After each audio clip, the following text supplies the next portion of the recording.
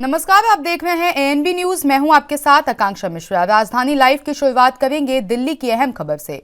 दिल्ली के जंतर मंतर और आसपास की सड़कों पर दिन भर पुलिस और पहलवानों के बीच दंगल का दौर चला।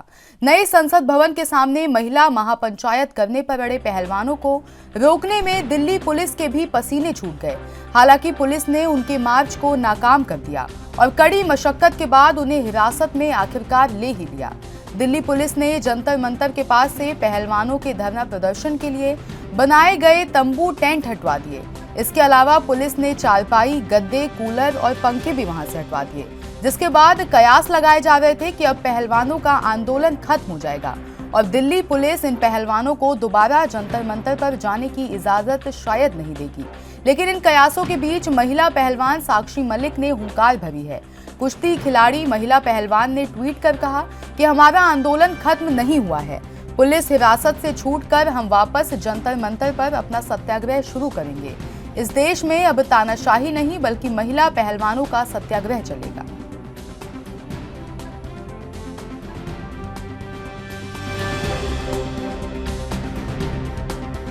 आपको बता दें कि लगातार पहलवानों का धरना प्रदर्शन जारी था और कहीं न कहीं संसद भवन के उद्घाटन को लेकर कल पहलवानों में रोष था और वो संसद भवन की ओर कूच कर रहे थे, जिसके बाद पहलवानों और पुलिस के बीच में झड़प हो गई और पहलवानों को पुलिस ने हिरासत में ले लिया।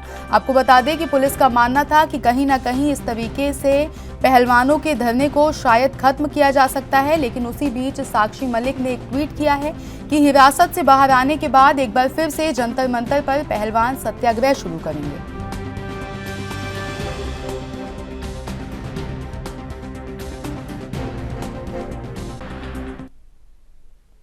इस खबर पर ज्यादा जानकारी के लिए दिल्ली से संवाददाता राजीव तिवारी हमारे साथ जुड़ गए हैं। राजीव, लगातार जिस तरीके से देखा जा रहा है कि पहलवानों का प्रदर्शन जारी था और कहीं ना कहीं जिस तरीके से कल संसद भवन की ओर कूच किया जा रहा था, उसमें पुलिस ने कई पहलवानों को हिरासत में ले लिया है। इसको लेकर एक बार पूरी जानकारी।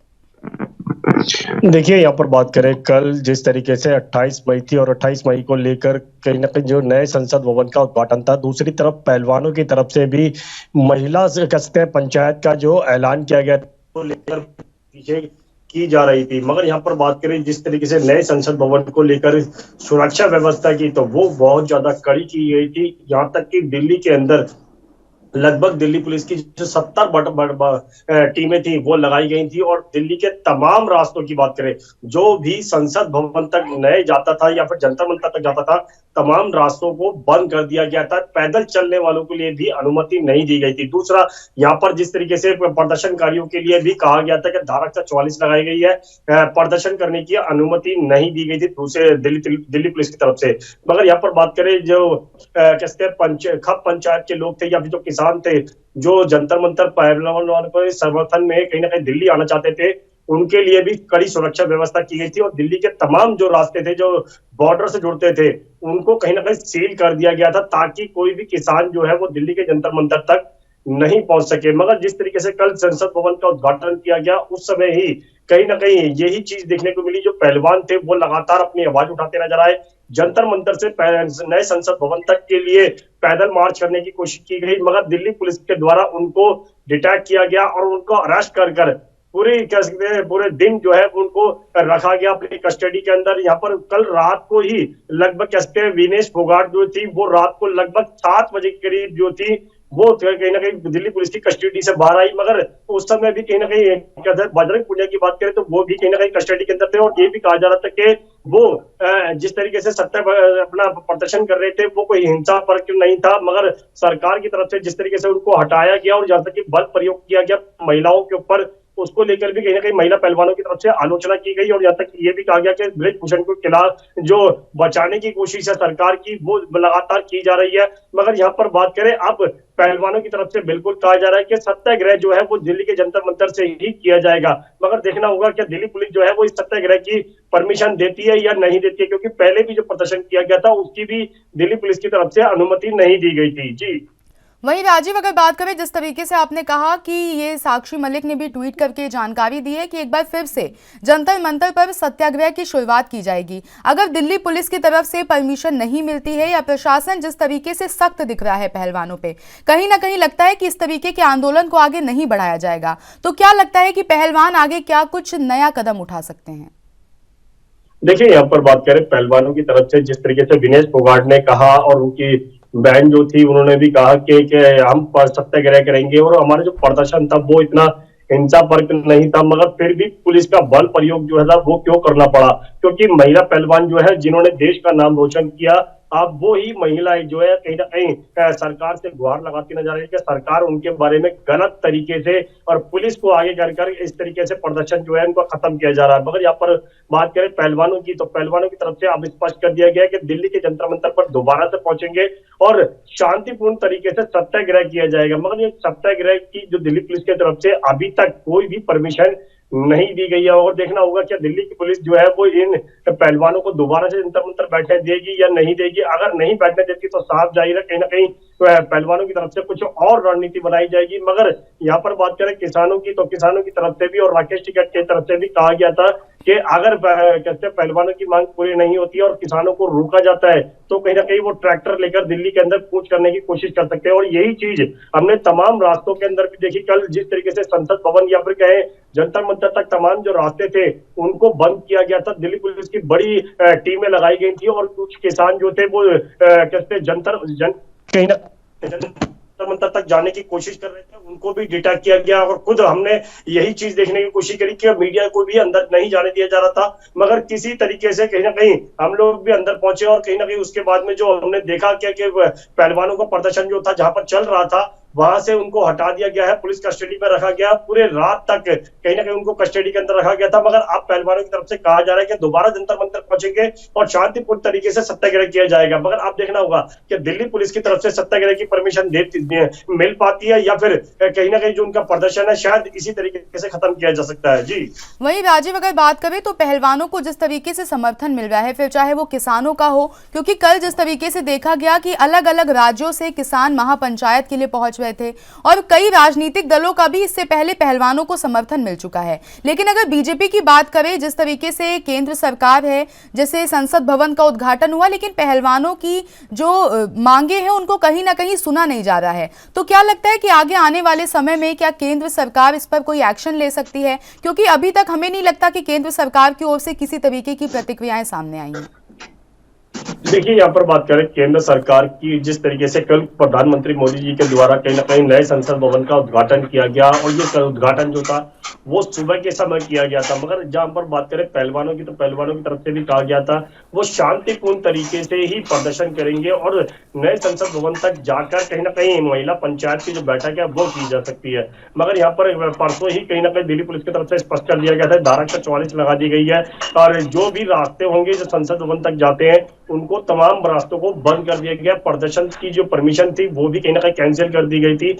मगर यहाँ पर पहलवानों की तरफ से स्पष्ट किया गया जहां पर भी दिल्ली पुलिस उनको रोकेगी वो वहीं से ही अपनी बैठक करेंगे। मगर कल जिस तरीके से जंतर मंतर से ही उनको निकलने नहीं दिया गया, उन्होंने कोशिश जरूर की मगर वो कोशिश कहीं ना कहीं विफल होती नजर आई और पुलिस बल के द्वारा कहीं ना कहीं उनको हटाकर डिटेक्ट कर बसों के द्वारा उनको ले जाया गया। काफी देर तक ये जानकारी मिलती रही कि उनको 1-1.5 घंटे के लिए सिर्फ बसों के अंदर ही घुमाते रहे और उनको थाने तक भी नहीं ले जाया गया। बाद में उनको दोपहर बाद कहीं ना कहीं थाने ले जाया गया और ये तमाम जो जानकारी थी कहीं ना कहीं पहलवानों की तरफ से दी जा रही थी। और यहाँ पर बात करें जिस तरीके से अब सरकार की, तो सरकार नहीं लगता है कि पहलवानों की सुध जो है वो लेना चाहती है। अगर वो सुध लेना चाहती तो कहीं ना कहीं ब्रिजभूषण को लेकर कुछ बड़ी कार्रवाई की जा सकती थी। मगर अभी तक पहलवानों की तरफ से भी कहा जा रहा है कि सरकार जो है ब्रिजभूषण को बचाने के लिए इस तरीके का प्रयास कर रही है।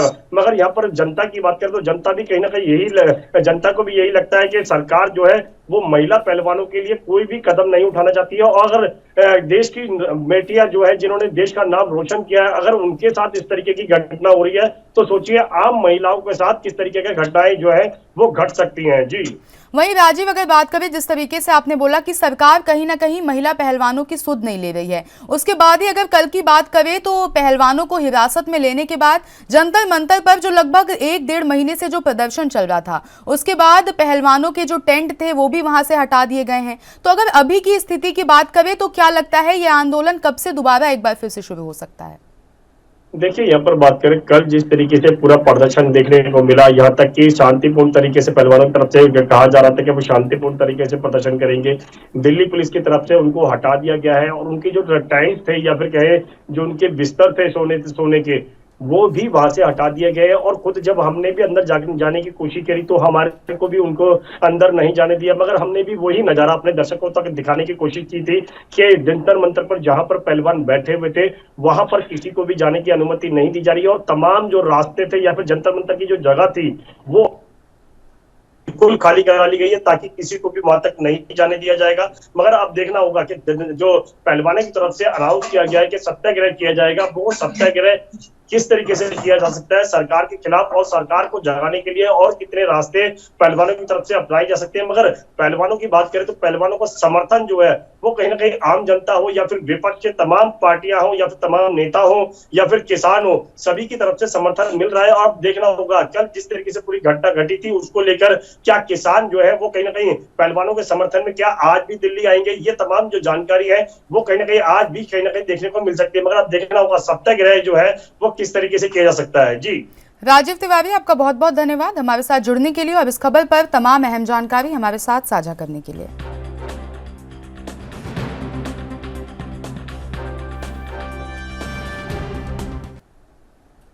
यूपी विधान परिषद की 2 एमएलसी सीटों पर 29 मई को मतदान होगा। ये दोनों ही सीटें लक्ष्मणाचार्य के इस्तीफे देने और बनवारी लाल दौरे के निधन से खाली हुई थी।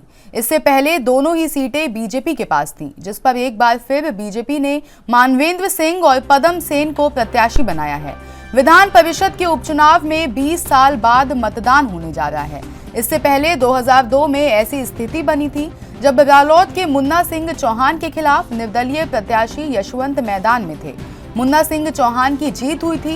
एक बार फिर 29 मई को 2 सीटों पर होने वाले उपचुनाव के लिए बीजेपी के प्रत्याशियों के खिलाफ सपा ने 2 प्रत्याशी उतारे हैं। वहीं विधान परिषद की 2 सीटों के मतदान से पहले बीजेपी ने विधानमंडल दल की बैठक कराई और मतदान मॉक पोलिंग कराई गई।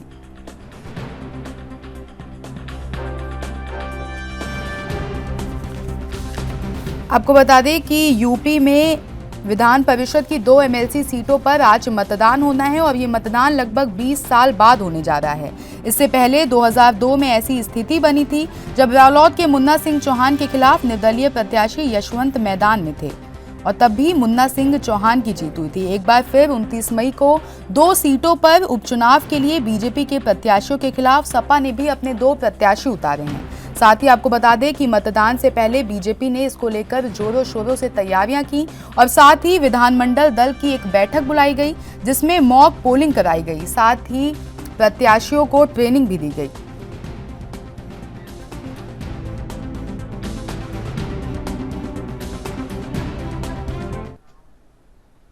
इस खबर पर ज्यादा जानकारी के लिए लखनऊ से संवाददाता जितेंद्र चौहान हमारे साथ जुड़ गए हैं। जितेंद्र, विधान परिषद की 2 एमएलसी सीटों पर उपचुनाव के लिए आज मतदान होना है, इसको लेकर एक बार पूरी जानकारी की क्या कुछ अहम तैयारियां की गई हैं?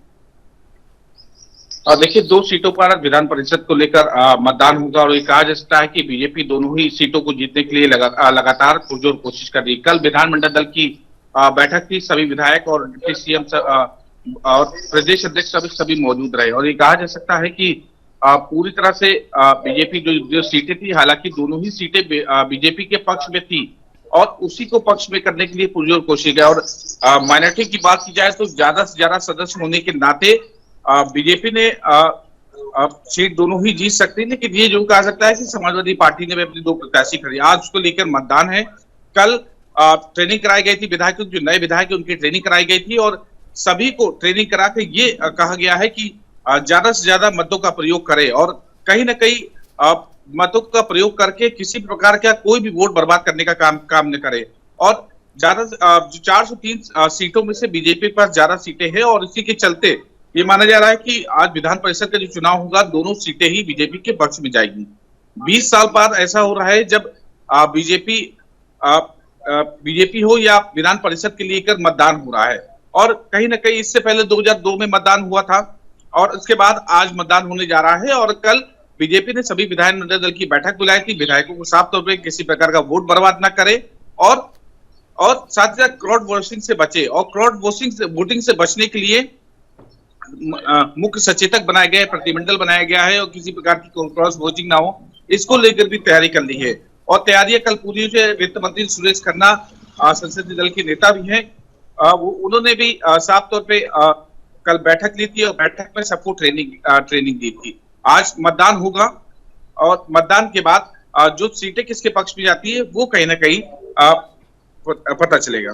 वहीं जितेंद्र, अगर बात करें जिस तरीके से आपने कहा कि ऐसी स्थिति आज से 20 साल पहले देखी गई थी, तो वहीं 20 साल बाद जिस तरीके से आज मतदान होना है, तो कहीं ना कहीं अगर बीजेपी की बात करें तो बीजेपी के लिए उपचुनाव कितना अहम माना जा रहा है? देखिए, अहम है क्योंकि लगातार ज्यादा से ज्यादा जीतने के लिए पुरजोर कोशिश कर रही है। विधान परिषद में ज्यादा सदस्य होंगे तो शायद सत्ताधारी दल का जो विपक्ष के सवाल है उससे कहीं ना कहीं बचा जा सकता है और उस पर जवाब भी दिया जा सकता है। और पुरजोर कोशिश कर रही है बीजेपी की ज्यादा से ज्यादा अपने सदस्य विधान परिषद सदस्य हैं वो कहीं ना कहीं चुनकर आए। और दोनों ही सीटें जिस पर आज वोटिंग होगी उन दोनों सीटों पर ये कहा जा सकता है कि कोशिश की जा रही कि बीजेपी दोनों ही सीटें अपने पक्ष में कर ले। तो उसी क्रम में विपक्ष भी तैयार है, समाजवादी पार्टी के जो विधायक है वो भी तैयार है और आज बीजेपी के विधायक तैयार है। दोनों ही वोटिंग होगी। लखनऊ की लोक भवन ये वोटिंग की जा सकती है और पूरी तरह से ये कहा जाता है कि दोनों के रिजल्ट आने के बाद उपचुनाव में साफ हो पाएगा कि आखिरकार दोनों सीटें किसके पक्ष में गई। वहीं जितेंद्र, अगर बात करें नतीजों की, तो क्या लगता है जिस तरीके से आज मतदान होगा तो ये नतीजे कब सामने आ सकते हैं? और कहीं ना कहीं जिस तरीके से कहा जा रहा है कि ज्यादा सीटों पर बीजेपी का कब्जा है, तो शायद उपचुनाव में कहीं ना कहीं बीजेपी दोनों सीटों पर मुस्तैद हो सकती है। देखिए, दोनों ही सीटें इससे पहले बीजेपी के पक्ष में थी और कहीं ना कहीं ज्यादा से ज्यादा सीटें जीतने के लिए बीजेपी पुरजोर कोशिश कर रही है क्योंकि उसके बाद विधायक भी ज्यादा है और सीटें भी कहीं ना कहीं ज्यादा है। तो उसी के चलते माइनॉरिटी की बात की जाए तो जिसके बाद ज्यादा सीटें होते हैं वही कहीं ना कहीं अगर क्रॉस वोटिंग नहीं होती है और ज्यादा से ज्यादा मत पड़ जाते हैं, बीजेपी के सभी विधायक कहीं ना कहीं डल जाते हैं, तो जाहिर सी बात है कि विधान परिषद की सीटें दोनों ही बीजेपी के पक्ष में चली जाएगी। जितेंद्र चौहान, आपका बहुत बहुत धन्यवाद हमारे साथ जुड़ने के लिए और इस खबर पर तमाम अहम जानकारी हमारे साथ साझा करने के लिए।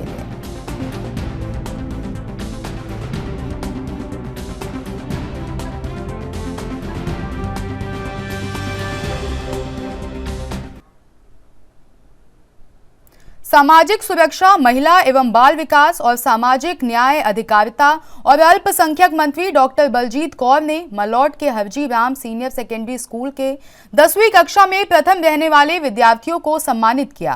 कैबिनेट मंत्री डॉक्टर बलजीत कौर ने बताया कि मुख्यमंत्री भगवंत मान के नेतृत्व वाली पंजाब सरकार द्वारा राज्य के कोने कोने में मानक शिक्षा का प्रकाश फैलाने के लिए किए जा रहे ठोस प्रयासों का ही ये नतीजा है। उन्होंने इस परीक्षा को शानदार ढंग से पास करने वाले Harji Ram senior secondary school के होनहार विद्यार्थियों को बधाई देते हुए उनके भविष्य के लिए शुभकामनाएं दी और उनकी लगन और मेहनत की तारीफ की। मंत्री ने उम्मीद जाहिर की कि ये विद्यार्थी अन्य विद्यार्थियों के लिए रोल मॉडल बनेंगे और उनको उच्च शिक्षा प्राप्त करके शिक्षा के क्षेत्र में उत्तम प्रदर्शन करने के लिए प्रेरित करेंगे।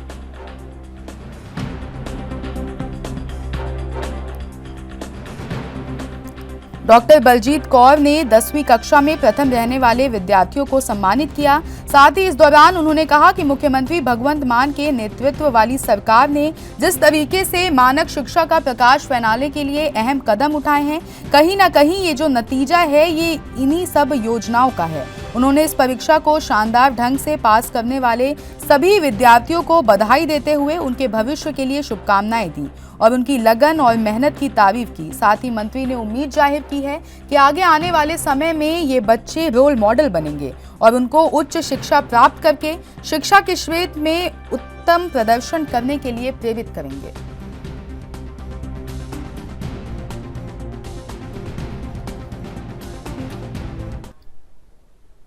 इस खबर पर ज्यादा जानकारी के लिए चंडीगढ़ से संवाददाता अमित सेठी हमारे साथ जुड़े हुए हैं। अमित, जिस तरीके से पंजाब बोर्ड ने रिजल्ट जारी किए थे और कहीं ना कहीं 10वीं कक्षा में के जो परिणाम आए हैं उसको लेकर जो बच्चे प्रथम आए हैं उनको सम्मानित किया गया है, इसको लेकर एक बार पूरी जानकारी। अगर हाल की बात की जाए तो 10वीं के रिजल्ट आए हैं और बच्चों ने यहाँ पे टॉप किया है सरकारी स्कूल में। तो उसके बाद जो है डॉक्टर बलजीत कौर जो मंत्री हैं उन्होंने जो है 10वीं के जो बच्चे हैं उन्हें सम्मानित किया है।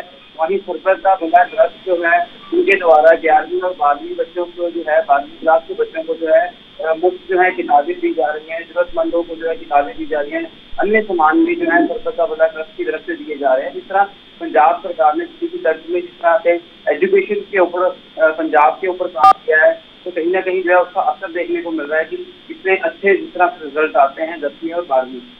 वहीं अमित, अगर बात करें जिस तरीके से डॉक्टर बलजीत कौर ने कहा कि लगातार जो मान सरकार है वो कहीं ना कहीं शिक्षा के क्षेत्र में अहम कदम उठाती हुई नजर आती है, तो जो इस तरीके के नतीजे सामने आए हैं फिर चाहे वो 10वीं कक्षा के हों या 12वीं के, तो कहीं ना कहीं ये जो अथक प्रयास है मान सरकार के उसी की सराहना करते हुए उन्होंने कहा कि ये जो नतीजे आए हैं ये कहीं ना कहीं इसी वजह से ऐसा है। जी बिल्कुल, जिस तरह से अगर पिछले एक सवा साल की बात की जाए आम आदमी पार्टी ने हेल्थ सेक्टर में भी काम किया, एजुकेशन सेक्टर में भी काम किया और कहीं ना कहीं पंजाब के जो अन्य वर्ग के लोग हैं उनके लिए भी काम किया। तो बच्चों के ऊपर जो है बड़ा इसका जो असर देखने को मिला है, क्योंकि एजुकेशन सेक्टर जो है जिस तरह से टीचर्स विदेश में जाते हैं वहाँ से सीख के आते हैं तो कहीं ना कहीं इसका असर जो है जरूर मिला। डॉक्टर बलजीत कौर ने भी यही बताया कि आम आदमी पार्टी की सरकार ने जिस तरह से पिछले 90 वर्ष से काम कर रही है, एजुकेशन सेक्टर पे खासकर ध्यान दे रही है, तो उसका असर देखने को मिला। नतीजे आते हैं 10वीं और 12वीं। वहीं अमित, अगर बात करें जिस तरीके से सम्मानित किया गया है प्रथम आए हुए विद्यार्थियों को, तो उनके लिए क्या अहम योजनाओं का ऐलान किया गया है, या अगर बात करें तो इनाम की घोषणा की बात करें तो पंजाब सरकार की तरफ से उन विद्यार्थियों के लिए क्या अहम प्रयास किए जा रहे हैं या आगे आने वाले समय में किस तरीके के इनाम उन्हें दिए जा सकते हैं? बिल्कुल, जिस तरह से डॉक्टर बलजीत कौर वहाँ पर पहुंची है और बच्चों को सम्मानित किया है और कुछ इनाम की भी घोषणा जो है उन्होंने वहाँ पर जो है किया कि कुछ इनाम जो है वो बच्चों को दिए जाएंगे, उनके परसेंटेज के हिसाब से देखना होगा कि क्या इनाम दिए जाते हैं। वहीं अगर डॉक्टर बलजीत कौर की बात की जाए तो उन्होंने वहाँ पर बच्चों को सम्मानित के साथ ही जो सरपरदा बिला ट्रस्ट है उनकी तरफ से जो है 11वीं और 12वीं के छात्रों को जो है जो जरूरतमंद बच्चे हैं उनको मुफ्त की किताबें दी जाएंगी, टेबल दिए जाएंगे और भी जो जरूरत की चीजें हैं वो दी जाएंगी। वहीं अमित, अगर बात करें तो जब पंजाब सरकार सत्ता में आई थी तो कहीं ना कहीं जो अहम वादा था या ये कह लें कि जो अहम मुद्दा था वो शिक्षा और स्वास्थ्य का ही था, तो क्या लगता है कि जो पंजाब सरकार ने आम जनता से वादा किए थे, क्योंकि शिक्षा के क्षेत्र की अगर बात कर ले तो लगातार जो नतीजे सामने आए हैं उससे साफ माना जा सकता है कि बच्चे जिस लगन के साथ पढ़ाई कर रहे हैं या जिस लगन के साथ पंजाब सरकार की भी मेहनत कहीं ना कहीं उसमें शामिल है, तो जो पंजाब सरकार की ओर से वादे किए गए थे, क्या लगता है कि पंजाब की जो मान सरकार है वो उन्हें पूरा करते हुए नजर आ रही है? बिल्कुल, आम आदमी पार्टी ने एक साल के अंदर अपने कई वादे जो है पूरे कर दिए, चाहे हेल्थ सेक्टर की बात कर लो, चाहे एजुकेशन सेक्टर की बात कर लो, जो उन्होंने अपने वादे किए थे वो कहीं ना कहीं पूरे किए। जैसे कि तर्ज पर जो है पंजाब की अगर बात की जाए जितने भी स्कूल है उनको हाईटेक बनाया गया, तो कहीं ना कहीं उनका असर देखने को मिलता है कि जिस तरह से नतीजे आते हैं, टॉप किया बच्चों ने, तो कहीं ना कहीं अब जो है मान सरकार की जो है आम लोग भी बीच सरकार आ रहे हैं कि अच्छा काम जो है आम आदमी पार्टी ने किया है। खासकर हेल्थ सेक्टर की बात की जाए, एजुकेशन सेक्टर की बात की जाए तो एजुकेशन सेक्टर में अच्छा काम किया आम आदमी पार्टी को। वहीं अमित, अगर बात करें तो शिक्षा के क्षेत्र को बढ़ावा देने के लिए पंजाब सरकार लगातार अहम कदम उठा रही है, फिर चाहे वो टीचर्स को ट्रेनिंग देने के लिए देश से बाहर भेजने की बात हो या लगातार जिस तरीके से आपने कहा कि जो विद्यार्थी प्रथम आ रहे हैं उन्हें मुफ्त किताबें दी जा रही हैं पढ़ाई के लिए, तो अगर बच्चों की बात करें तो कहीं ना कहीं बच्चों में किस तरीके का माहौल देखने को मिल रहा है? जी बिल्कुल, कुछ स्थानीय बच्चों से भी हमारी बात हुई है, बड़ी खुशी की लहर उनके अंदर देखने को मिलती है। जिस तरह से डॉक्टर बलजीत कौर दोबारा जो है उन्हें सम्मानित किया गया और जैसे कि टीचर्स हैं उनको बाहर विदेश के लिए भेजा जाता है पढ़ाई के लिए, सीखने के लिए, तो कहीं ना कहीं बच्चों के अंदर भी जो है एक बड़ी खुशी की लहर देखने को मिल रही है। उनका कहना है कि अगर बाहर जाके टीचर्स अगर हमें आके यहाँ पढ़ाते तो हमें और भी कुछ आगे सीखने को मिलेगा। अमित सेठी, आपका बहुत बहुत धन्यवाद हमारे साथ जुड़ने के लिए और इस खबर पर तमाम अहम जानकारी हमारे साथ साझा करने के लिए।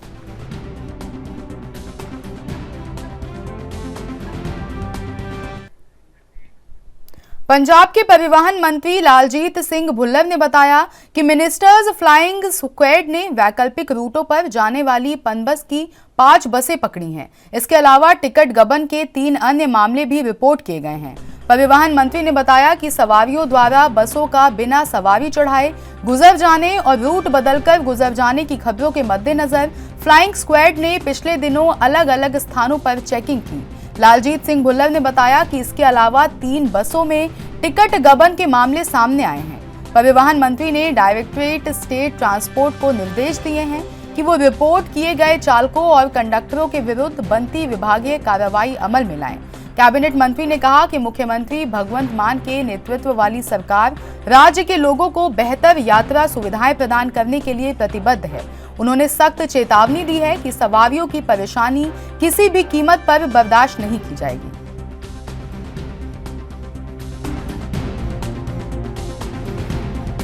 पंजाब के परिवहन मंत्री लालजीत सिंह भुल्लर ने बताया कि मिनिस्टर्स फ्लाइंग स्क्वाड ने वैकल्पिक रूटों पर जाने वाली पनबस की 5 बसें पकड़ी हैं। आपको बता दें कि इसके अलावा टिकट गबन के भी 3 अन्य मामले की भी रिपोर्ट किए गए हैं, जिसको लेकर अधिकारियों को सख्त कार्रवाई करने के निर्देश दिए गए। परिवहन मंत्री ने बताया कि सवारियों द्वारा बसों का बिना सवारी चढ़ाए चले जाने और रूट बदलकर गुजर जाने की खबरों के मद्देनजर फ्लाइंग स्क्वाड ने पिछले कई दिनों से ये चेकिंग अभियान चलाया, जिसमें कई लोगों पर कार्रवाई भी की जा रही है। आपको बता दें कि इसके साथ ही 3 बसों में टिकट गबन के मामले भी सामने आए हैं और परिवहन मंत्री ने डायरेक्टर स्टेट ट्रांसपोर्ट को निर्देश दिए हैं कि वो रिपोर्ट किए गए चालकों और कंडक्टरों के खिलाफ विभागीय कार्रवाई अमल में लाएं।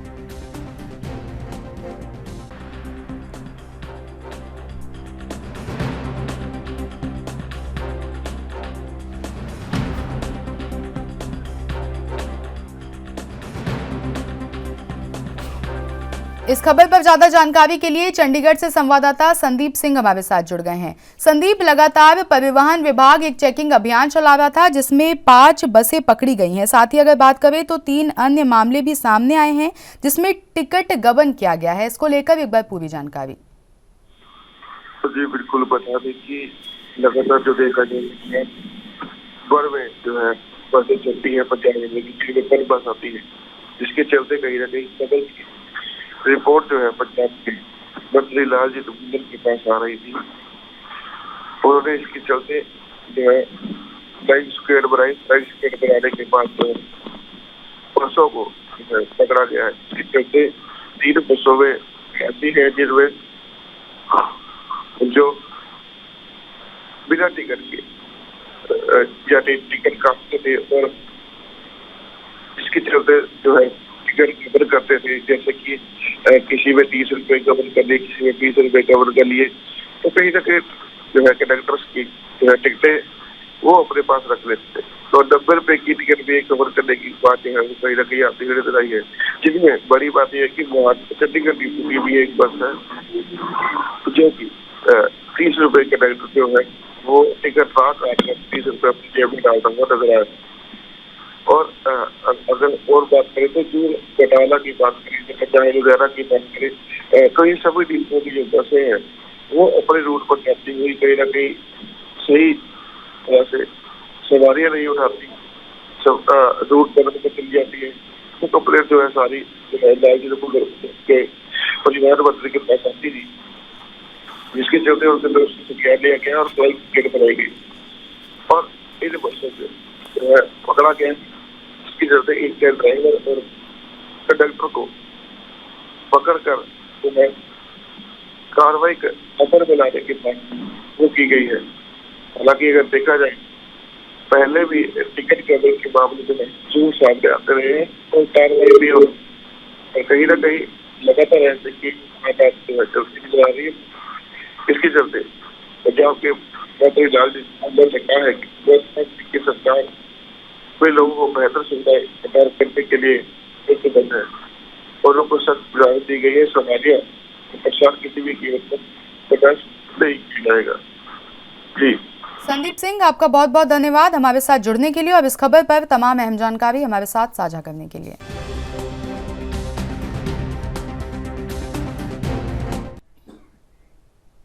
छत्तीसगढ़ के मुख्यमंत्री भूपेश बघेल आज यानी सोमवार को दुर्ग जिले के पाटन विधानसभा के ग्राम जावगांव में कोसरिया यादव समाज के अधिवेशन और रायपुर में श्री शंकराचार्य आश्रम में आयोजित षष्ठी योगिनी और प्रसाद प्रतिष्ठा समारोह में शामिल होंगे।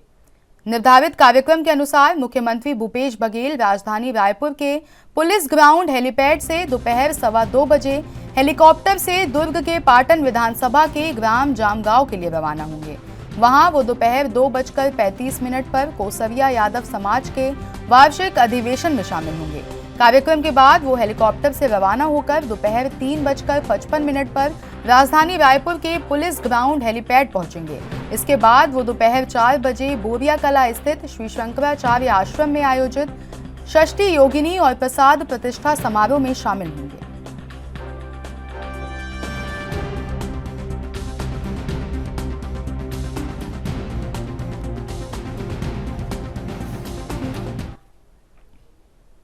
इस खबर पर ज्यादा जानकारी के लिए रायपुर से संवाददाता टिकेश वर्मा हमारे साथ जुड़ गए हैं।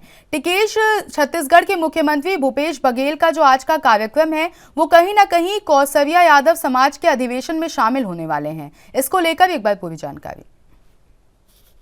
मुख्यमंत्री भूपेश बघेल आज कोसरिया समाज यादव समाज के वार्षिक अधिवेशन में शामिल होंगे, जहां पर कई कार्यक्रम होंगे। वहां पर लगातार जिस तरीके से कोसरिया समाज का जो वर्चस्व हमको देखने मिलता है, तो वहां पर कहीं ना कहीं एक बड़ी अधिवेशन माना जा रहा है कोसरिया समाज का। लगातार मुख्यमंत्री भूपेश बघेल हर एक सामाजिक कार्यक्रम में शामिल होते हैं और इन कार्यक्रमों के माध्यम से लगातार मुख्यमंत्री भूपेश बघेल समाज को कई सौगात भी देते हैं, समाज को लेकर कई पहल भी करते हैं। लगातार जिस तरीके से मुख्यमंत्री भूपेश बघेल अगर पिछले दफा बात करें तो साहू समाज के कार्यक्रम में शामिल होते, तो कर्मा जयंती पर त्योहार का घोषणा किया था, छुट्टी का घोषणा किया था। तो कोसरिया समाज के लिए भी एक बड़ा कार्यक्रम माना जा रहा है और इसको लेकर के बड़ी कार्यक्रम के रूपरेखा तैयार किया गया। हमने कोसरिया समाज के कुछ पदाधिकारियों से बातचीत किया तो उनका साफ तौर पर कहना है कि कार्यक्रम की पूरी तैयारी हो चुकी है और इसको लेकर के पूरी तरीके से जो कार्यक्रम विधिवत जो प्रारंभ होना है वो प्रारंभ दोपहर के 12 बजे के बाद शुरू हो जाएगा। लेकिन जिस तरीके से मुख्यमंत्री भूपेश बघेल लगातार सामाजिक दौरा कर रहे हैं, इससे कहीं ना कहीं एक बार फिर से मुख्यमंत्री भूपेश बघेल हर समाज में अपना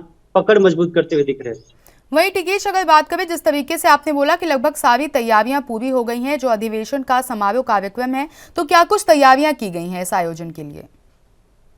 देखिए, सर्वप्रथम सभी यादव समाज के जो प्रतिनिधि उनको इनवाइट किया गया। तमाम प्रदेश के जो कोसरिया समाज के जो पदाधिकारी है या फिर लोग हैं वो पहुंचेंगे इस कार्यक्रम में और बड़ी संख्या में वो इस कार्यक्रम में पहुंचेंगे, क्योंकि ये माना जाता है कि यादव समाज एक बड़ा समाज है छत्तीसगढ़ में और इसको लेकर के कई सारी तैयारी की गई है। कई सारे नृत्य कार्यक्रम भी किए जाएंगे। मुख्यमंत्री भूपेश बघेल का जो समाज की जो वेशभूषा है उसके द्वारा उनका स्वागत किया जाएगा और वार्षिक अधिवेशन, तो इस अधिवेशन के माध्यम से समाज की ओर से कई पहल भी किया जाते हैं। इस पहल को लेकर कई निर्णय भी लिए जाते हैं। तो निश्चित तौर पर एक बड़ा कार्यक्रम है जिसमें मुख्यमंत्री भूपेश बघेल हर एक समाज को नई दिशा और उनको समाज को प्राथमिकता देने के लिए लगातार दिखाई देते हैं।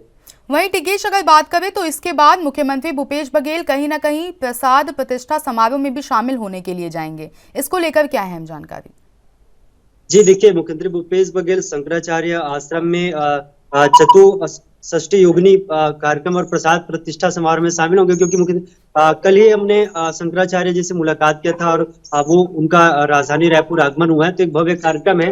मुख्यमंत्री भूपेश बघेल शंकराचार्य जी से मुलाकात भी कर सकते हैं और ये भव्य कार्यक्रम है। और लगातार जब शंकराचार्य आते हैं तो कई नेताओं को वहां पर पहुंचने का सिलसिला लगा रहता है, लेकिन मुख्यमंत्री भूपेश बघेल आज इस कार्यक्रम में शामिल होंगे, मुलाकात होगी, कई चर्चाएं भी हो सकती है, ये माना जा रहा है अगर मुलाकात होती है तो।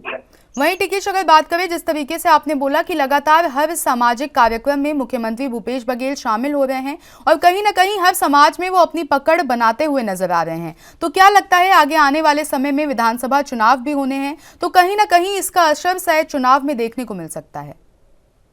देखिए, चुनाव की बात की तो चुनाव कुछ महीने बाकी है और मुख्यमंत्री भूपेश बघेल लगातार भेंट मुलाकात के जरिए अंतिम में जितने भी सामाजिक लोग हैं, प्रतिष्ठित लोग, उनसे मिलते हैं और समाज की जो सोच है, समाज की जो मांग है, उनसे लगातार मुख्यमंत्री भूपेश बघेल रूबरू होते रहे हैं और लगातार मुख्यमंत्री भूपेश बघेल कई समाजों के अधिवेशन और या फिर कार्यक्रम उसमें शिरकत करते हैं। तो एक बड़ा फैक्टर माना जाता है चुनाव को लेकर के सामाजिक समीकरण। तो निश्चित तौर पर एक बड़ा मुख्यमंत्री भूपेश बघेल अपना पैठ बनाने में कामयाब होते हुए दिख रहे हैं और जिस तरीके से लगातार वो भेंट मुलाकात के जरिए सामाजिक जो कार्यक्रम और समाज के लोगों को जो खुशखबरी देना चाहिए, सौगात देना चाहिए, वो लोग मुख्यमंत्री भूपेश बघेल देते हुए दिखे। तो एक निश्चित पर कहा जा सकता है कि बड़ा फैक्टर है और लगातार मुख्यमंत्री भूपेश बघेल अपना सामाजिक तौर पर पैठ बनाते हुए दिख रहे हैं। अगर कल की बात करें तो कल जिस तरीके से मुख्यमंत्री निवास में जो भेंट मुलाकात के लिए मुख्यमंत्री भूपेश बघेल जाते थे और वहां पर जिस घर में खाना खाते थे वहां के लोग पहुंचे थे, समाज के लोग पहुंचे थे, वहां के सरपंच पहुंचे, तो लगातार मुख्यमंत्री भूपेश बघेल क्रमबद्ध तरीके से लोगों से मुलाकात कर रहे हैं और जिस तरीके से जो चुनावी रणनीति बननी चाहिए वो रणनीतियां तैयार होते दिख रहे हैं। टिकेश वर्मा, आपका बहुत बहुत धन्यवाद हमारे साथ जुड़ने के लिए और इस खबर पर तमाम अहम जानकारी हमारे साथ साझा करने के लिए।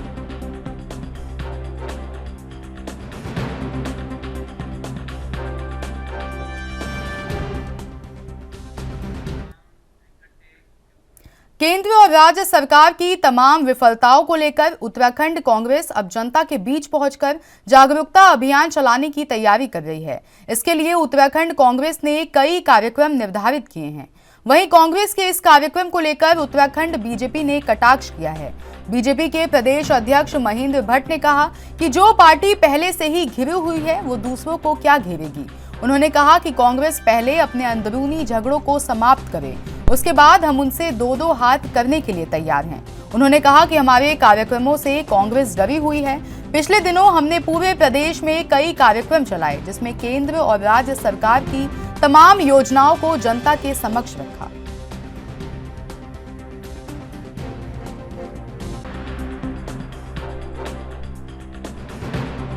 घिरी हुई पार्टी किसी को घेर नहीं सकती है। हमारे कार्यकर्ताओं से कांग्रेस, हमारे कार्यक्रमों से कांग्रेस विचलित हो रखी है और आंतरिक द्वंद्व से निपट जाए तो हम भी दो हाथ करने को तैयार हैं। और मैं कह सकता हूं कि पिछले दिनों जिस प्रकार के कार्यक्रम पूरे प्रदेश के अंदर हमने चलाए हैं, पार्टी की ओर से सरकार की जो योजनाएं हैं उनको घर घर तक पहुँचने का जो अभियान, महासंपर्क अभियान के तहत हम भविष्य में लेने वाले, वो अपने आप में एक प्रकार से मैं कह सकता हूँ कि जनादेश की सफलता की बहुत बड़ी कुंजी हम बनाने जा रहे हैं। और अभी क्योंकि कल मीडिया के लोगों के साथ हमारी भेंट में हमारे राष्ट्रीय पदाधिकारी उसमें रहेंगे और महासंपर्क अभियान का विधिवत श्री गणेश 31 तारीख को देश के प्रधानमंत्री राजस्थान से एक सभा को संबोधित करेंगे। हमारे कार्यकर्ता सभी विधानसभा के अंदर उस संदेश को सुनेंगे और एक तारीख से लेकर और 30 जून तक के हमारे पूरे प्रदेश के कार्यक्रम बन चुके हैं। अभी हमारी जिले की बैठकें संपन्न हुई, इस बार विधानसभा मंडलों की बैठकें संपन्न हुई और कल से विद्युत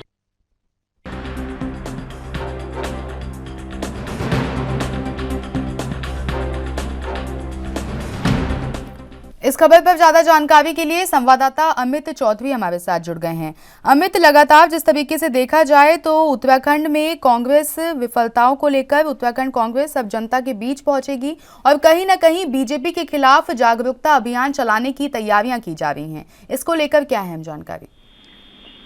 जी बिल्कुल, देखिए 2024 का बिल्कुल कहीं ना कहीं अब बच चुका है। उसको लेकर के अब जो सभी राज्यों में लगातार भाजपा और कांग्रेस लगातार अपनी तैयारी चुनाव को लेकर कर रही है। और उत्तराखंड की बात करें, यहाँ पर अभी राज्य में भाजपा की सरकार काबिज है और उसको लेकर के कांग्रेस लगातार अब कहीं ना कहीं भाजपा को घेरने की तैयारी कर रही है। उसको लेकर तमाम तरह के कार्यक्रम कांग्रेस राज्य में करने जा रही है, जिसमें यहाँ पर जो वरिष्ठ चेहरे हैं वो कांग्रेस के उत्तराखंड के अंदर रावत, वो कांग्रेस से जुड़ो यात्रा यहाँ पर निकालने जा रहे हैं। और उसके अलावा तमाम कार्यक्रम यहाँ पर रहेंगे। विधानसभा वाइज कांग्रेस कई कार्यक्रम यहाँ पर करने जा रही है। उसको लेकर कहीं ना कहीं यहाँ पर अब बीजेपी की तरफ से कटाक्ष भी सामने आया है कि यहाँ पर उन्होंने कहा कि भाजपा से डर के कहीं ना कहीं कांग्रेस लगातार काम कर रही है, लेकिन एक तरफ कांग्रेस की लगातार तैयारी होती जा रही है और वहीं भाजपा भी लगातार कार्य कर रही है। उत्तराखंड की बात करें, उत्तराखंड में लगातार जिस तरीके से बेरोजगारी की बात की जाए, महंगाई की बात की जाए, लगातार बढ़ते जा रही है। उसको लेकर कहीं ना कहीं अब कांग्रेस जनता के बीच में जाने वाली है और कहीं ना कहीं भाजपा की तरफ से यहाँ पर जो कार्यक्रम किए जा रहे हैं उसका भी कहीं ना कहीं यहाँ पर जवाब देने जा रही है और उसको लेकर तमाम कार्यक्रम यहाँ पर हो रहे हैं। वहीं अमित, अगर बात करें तो कहीं ना कहीं कांग्रेस की ओर से बीजेपी को जो घेरने की कोशिश है वो लगातार जारी है। फिर चाहे 9 साल पूरे होने पर कांग्रेस की ओर से 9 सवाल पूछना हो या अब ये जागरूकता अभियान की बात हो, तो क्या लगता है उत्तराखंड में इस तरीके के कार्यक्रम से क्या असर देखने को मिल सकता है? हाँ बिल्कुल, देखिए क्योंकि बात की जाए 9 साल कार्यकाल केंद्र की बात करें तो यहाँ पर बीजेपी को हो गया और उत्तराखंड में दोबारा यहाँ पर बीजेपी सरकार सत्ता पर काबिज हुई है, तो कहीं ना कहीं जो दिक्कतें अब यहाँ पर जो लगातार लोगों को हो रही है, उसको लेकर के चीजें सामने हो रही है। और कांग्रेस का लगातार यही उद्देश्य है कि किसी प्रकार से यहाँ पर भाजपा को घेरा जाए और जनता को जो यहाँ पर दिक्कतें हैं उसको कहीं ना कहीं लगातार उजागर किया जाए। यहाँ पर तमाम तरीके से जो कई यहाँ पर जो भी 9 साल पुराने का जो यहाँ पर जो सवाल कहीं ना कहीं कांग्रेस ने पूछे हैं जनता के बीच में जाकर के, क्योंकि एक संकट यह है कि लगातार यहाँ पर जो वायदे कहीं ना कहीं भाजपा सरकार में किए गए थे वो पूरे नहीं हो पाए हैं और लगातार महंगाई की जो दर है वो लगातार बढ़ती जाती है, बेरोजगारी लगातार बढ़ती जाती है, युवाओं को रोजगार नहीं मिल पाया है। तो वो कहीं ना कहीं जो मुद्दे हैं उनको लेकर जनता के बीच में कांग्रेस जाएगी और अपना जो जनाधार है उसको कहीं ना कहीं बढ़ाने की लगातार कोशिश की जाएगी।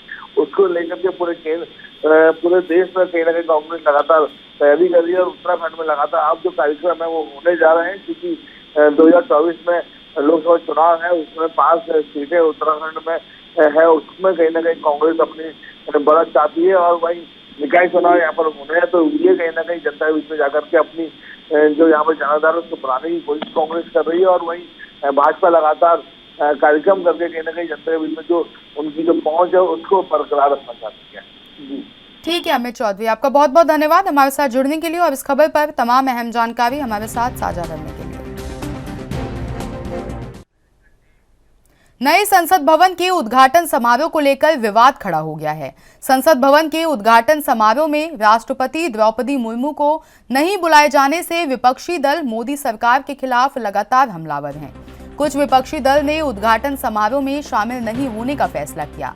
इस बीच एनसीपी प्रमुख शरद पवार ने मोदी सरकार पर संसद भवन निर्माण के दौरान भरोसे में नहीं लेने का आरोप लगाया है। उन्होंने कहा, मैं कई वर्षों से सांसद रहा हूं, हम अखबार में पढ़ते हैं कि एक नया संसद भवन बनाया जाएगा। इतना महत्वपूर्ण निर्णय लेते समय संसद सदस्यों को भरोसे में लेने की जरूरत थी। इस पर सांसद गोपाल शेट्टी ने कहा कि जो लोग नए संसद भवन उद्घाटन का विरोध कर रहे थे अब वो पछताएंगे।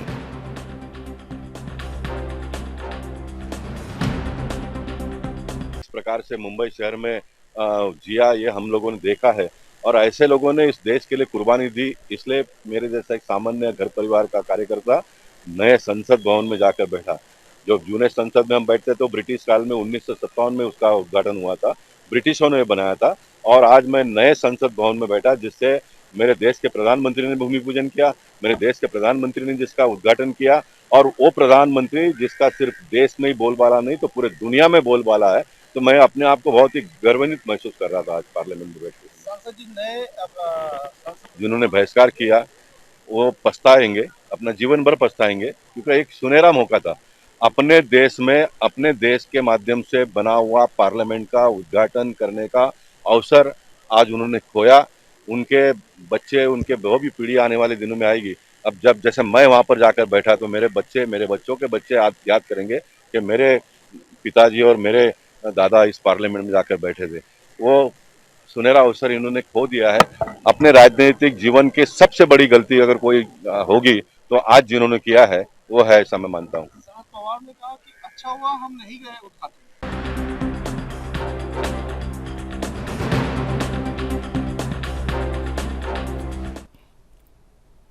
इस खबर पर ज्यादा जानकारी के लिए मुंबई से संवाददाता सत्य प्रकाश सोनी हमारे साथ जुड़ गए हैं। सत्य प्रकाश, लगातार संसद भवन के उद्घाटन को लेकर केंद्र सरकार पर विपक्षी दल हमलावर नजर आ रहे थे और वहीं अगर शरद पवार की बात करें तो उन्होंने भी केंद्र सरकार पर विपक्ष को भरोसे में ना लेने का आरोप लगाया है। इसको लेकर एक बार पूरी जानकारी।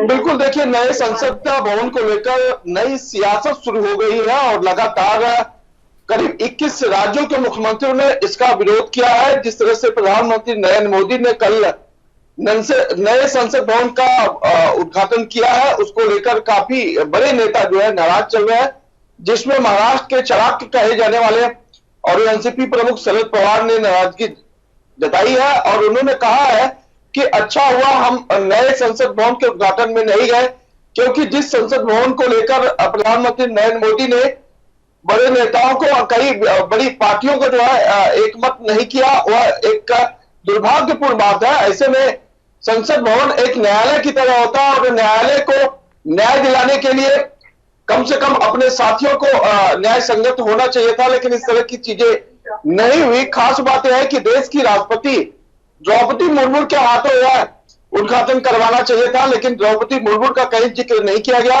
ये देश का दुर्भाग्य है कि नए संसद भवन के उद्घाटन के दौरान कई राज्यों के नेताओं ने शिरकत नहीं की, उन्हें निमंत्रित भी नहीं किया गया। कई स्थिति ऐसी भी रही कि काफी लोगों ने नए संसद भवन के इस शुभारंभ का विरोध किया है।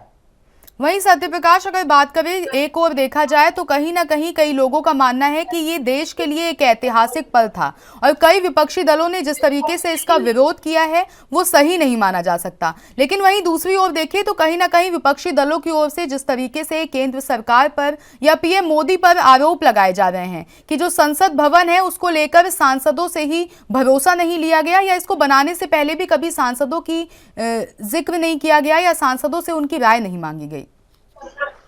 बिल्कुल, देखिए, नया संसद भवन भारतीय जनता पार्टी के फंड से नहीं बनाया गया, वो देश के फंड से बनाया गया है और देश के हर नागरिक की जिम्मेदारी है कि उसे जो है खासकर तमाम जो राजनीतिक दलों ने इसका बहिष्कार किया है उसका सीधे तौर पर एक ही मानना है कि देश की राष्ट्रपति द्रौपदी मुर्मू के हाथों इसका शुभारंभ होना चाहिए था, लेकिन प्रधानमंत्री नरेंद्र मोदी भारतीय जनता पार्टी का यह संसद बना के रख दिया है।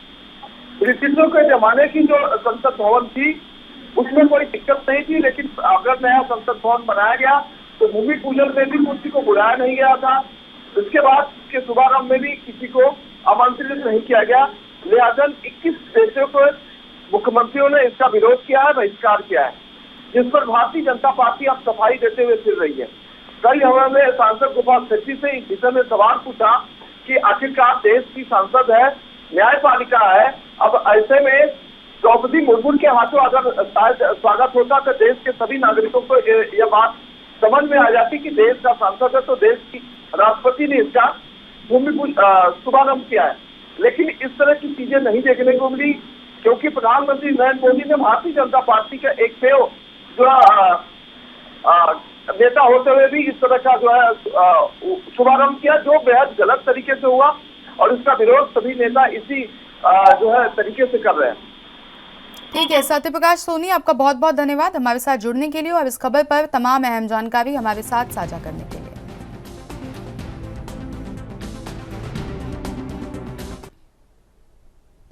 जम्मू कश्मीर की पूर्व सीएम और पीडीपी की अध्यक्ष महबूबा मुफ्ती ने यासीन मलिक के मामले की समीक्षा करने की मांग की है। उन्होंने कहा कि Jammu and Kashmir liberation front के प्रमुख यासीन मलिक के मामले की समीक्षा और पुनर्विचार अवश्य किया जाना चाहिए, क्योंकि भारत जैसे लोकतांत्रिक देश में एक प्रधानमंत्री के हत्यारों की भी सजा माफ कर दी जाती है।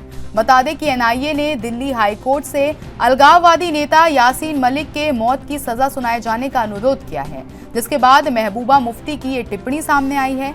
मलिक को आतंकवाद के फंडिंग के एक मामले में पिछले साल दिल्ली की एक निचली अदालत ने उम्र कैद की सजा सुनाई थी। एनआईए ने शुक्रवार को कोर्ट में कहा था कि इस तरह के खूंखार आतंकवादी को मृत्यु दंड नहीं देने का परिणाम न्याय के लिए अच्छा नहीं होगा।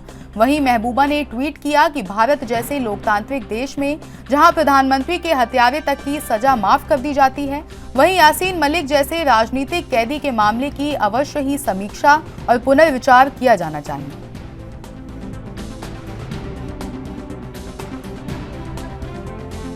इस खबर पर ज्यादा जानकारी के लिए जम्मू कश्मीर से संवाददाता रविंद्र श्रीवास्तव हमारे साथ जुड़ गए हैं।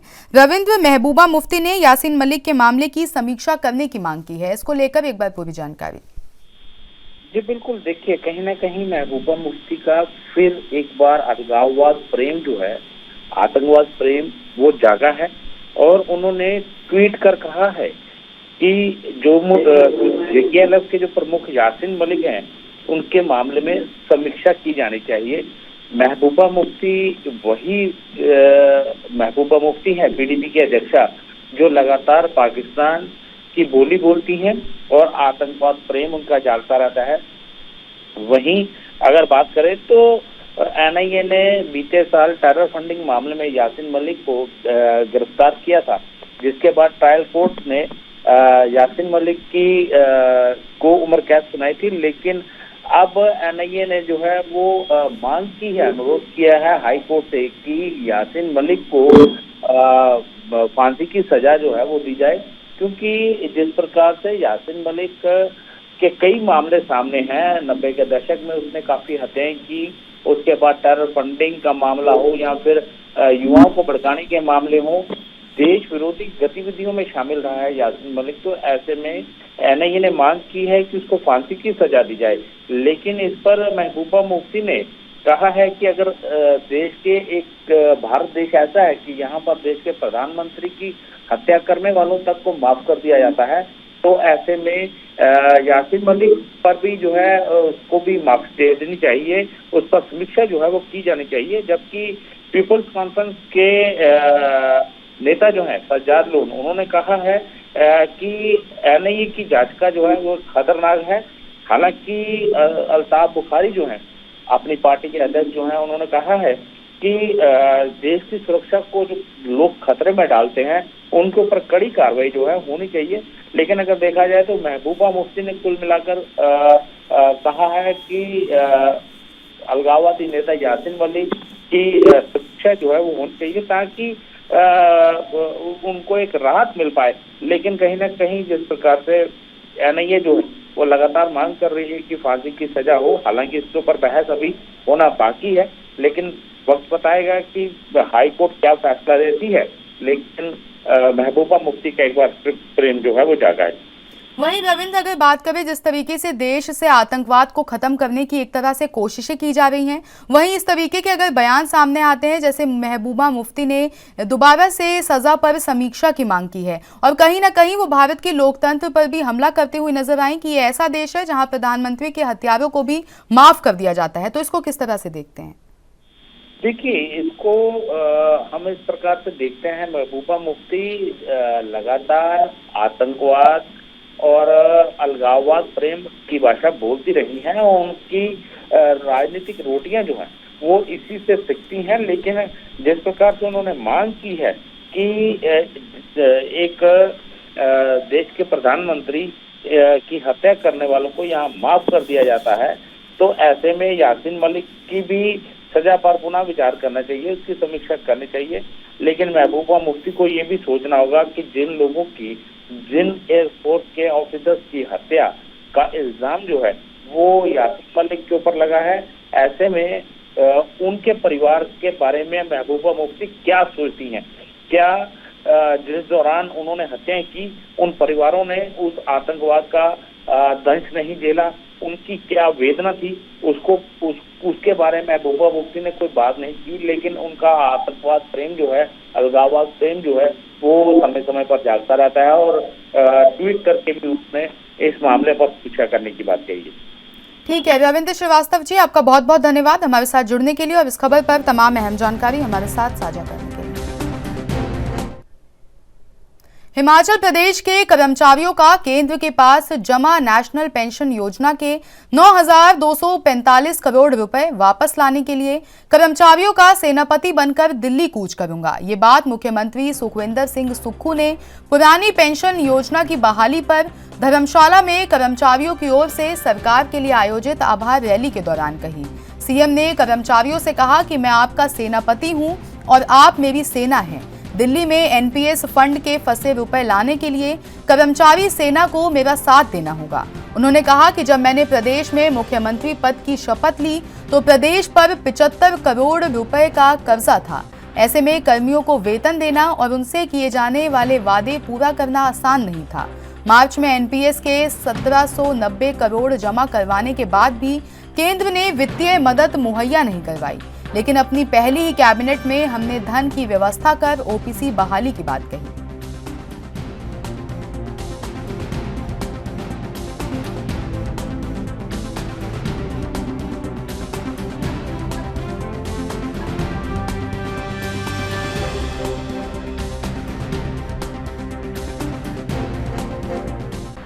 इस खबर पर ज्यादा जानकारी के लिए हिमाचल से ब्यूरो चीफ टीना ठाकुर जी हमारे साथ जुड़ गई हैं। टीना जी, जिस तरीके से देखा जाए लगातार हिमाचल सरकार है वो ओपीएस बहाली की मांग हो या नेशनल पेंशन योजना हो, लगातार अहम कदम उठा रही है और कहीं ना कहीं अब सीएम सुक्खू ने ऐलान किया है कि वो केंद्र के पास जो पैसे जमा है उसको वापस लाने के लिए दिल्ली कूच करेंगे। इसको लेकर एक बार पूरी जानकारी।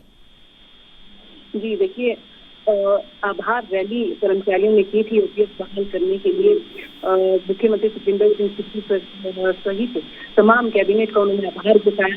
और इस दौरान मुख्यमंत्री ने जो इससे पहले मुख्यमंत्री सुखविंदर सिंह सुक्खू दिल्ली से स्पेशल आभार रैली में शामिल होने के लिए धर्मशाला पहुंचे थे। उन्होंने कहा कि वित्त आयोग की बैठक में उन्होंने ये मुद्दा उठाया है कि जो प्रदेश का जो नेशनल पेंशन योजना का 92 से 45 करोड़ जमा है वो वापिस हिमाचल को दिया जाए, क्योंकि हिमाचल ओपीएस बहाल करना चाहता है और कर चुका है। तो ऐसे में ये पैसा जो है हिमाचल का इससे हक बनता है। और दूसरी तरफ उन्होंने कर्मचारियों से सहयोग की अपील की। उन्होंने कहा है कि कर्मचारी इस मामले में उनका सहयोग करें, क्योंकि वो कर्मचारियों को सेनापति बताया और कर्मचारी को अपनी सेना बताया है। तो उसमें उन्होंने कहा कि जब उन्होंने मुख्यमंत्री पद की शपथ ली प्रदेश पर 75,000 करोड़ रुपए का कर्जा था। ऐसे में ओपीएस बहाल करना उनके लिए आसान नहीं था, लेकिन फिर भी उन्होंने बात करके दी, अपना पहला वादा उन्होंने निभाया। और अब जो है धीरे धीरे प्रदेश के जो अन्य बोर्ड है, निगम है, वहाँ भी जो कर्मचारी की पुरानी पेंशन है वो बहाल करने के लिए सरकार जो है कदम उठाएगी। और इसके साथ उन्होंने कर्मचारियों को आश्वासन दिया कि सोमवार यानी आज मुख्यमंत्री से वो दिल्ली में एक बैठक करेंगे और इस दौरान वो ये मुद्दा भी उठाएंगे। और इसके अलावा मुख्यमंत्री बताया जा रहा है कि अमित शाह से भी उन्होंने समय मांगा है और वहाँ पे भी जो है वो कानून में संशोधन प्रस्तावित संशोधन को लेकर जो है इस मामले में अमित शाह से चर्चा कर सकते हैं। तो आप देखिए कि ओपीएस बहाल करने के बाद जो मुख्यमंत्री सुखविंदर सिंह सुक्खू है कर्मचारियों को हाथों हाथ ले रहे हैं और एक तरह के वो हीरो अभी नायक बनकर उभरे हैं। लेकिन अब देखने वाली बात यही है कि ओपीएस बहाल करने के मामले में केंद्र का जो रोड़ा है वो उसको कितनी सफलता से वो अपने रास्ते से हटा सकते हैं। जी वहीं टीना जी, अगर बात करें जिस हिमाचल सरकार की, तो कहीं ना कहीं जनता के हित में काम करके लोगों को आश्वासन भी दिया जा रहा है और कहीं ना कहीं हिमाचल सरकार से जो हिमाचल की जनता है वो काफ़ी खुश भी है। इसी बीच में इस तरीके के बयान सामने आना कि आप हमारी सेना हैं और मैं आपका सेनापति हूं, इस तरीके की बातें कह के जो कर्मचारियों का समर्थन मांगा है, क्या लगता है आगे आने वाले समय में कर्मचारी सीएम सुक्खू का समर्थन करेंगे या नहीं? जी देखिए, अभी अगर हम पिछले कल की बात करें, आभार रैली धर्मशाला में की गई थी। जो कर्मचारी उनके अलावा उनके परिजन वहाँ पे सीएम का आभार जताने पहुंचे थे। तो ऐसे में आप देख सकते हैं कि लक्ष्य मुख्यमंत्री का 2024 के लोकसभा चुनाव है। चार लोकसभा की सीटें हिमाचल से आती हैं और चारों पे काफी समय से जो है भाजपा का कब्जा था। हालांकि उपचुनाव में एक सीट मंडी संसदीय जो सीट है वो कांग्रेस ने भाजपा से छीनी थी। अब जो है चारों सीट जीतने का दबाव कांग्रेस पे जरूर रहने वाला है, क्योंकि सत्ता में कांग्रेस है और तमाम तरह के जो वादे 10 बड़ी गारंटियां जो कांग्रेस अपने साथ लेकर आई थी, उनमें से कुछ गारंटियां वो कह रही थी पूरी कर चुकी हैं। तो ऐसे में अब वो उन्होंने कर्मचारियों से सहयोग की अपील की है। मुख्यमंत्री सुखविंदर सिंह सुक्खू जानते हैं कि ठीक है टीना जी, आपका बहुत बहुत धन्यवाद हमारे साथ जुड़ने के लिए और इस खबर पर तमाम अहम जानकारी हमारे साथ साझा करने के लिए। राजधानी लाइव में मेरे साथ इतना ही। देश की तमाम बड़ी खबरों के लिए बने रहिए हमारे साथ और देखते रहिए ANB न्यूज़।